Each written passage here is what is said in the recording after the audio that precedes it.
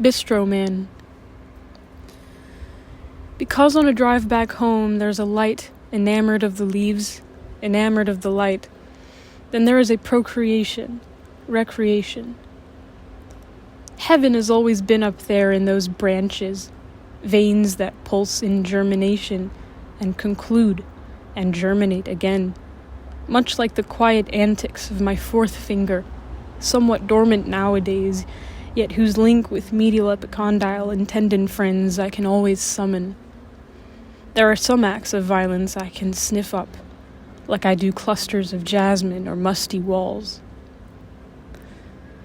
I'd written, some yesterday, that there is no complaint in Lord, but today I buckle my shoes of hypocrisy and belt of cowardice, and file one in private.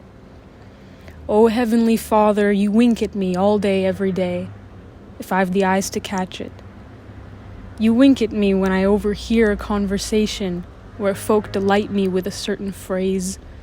You wink at me when I see the music as a tumbleweed through an open space. You wink at me when I drive back home and the light and leaves are mixing tongues. You are winking at me now. I don't do anything.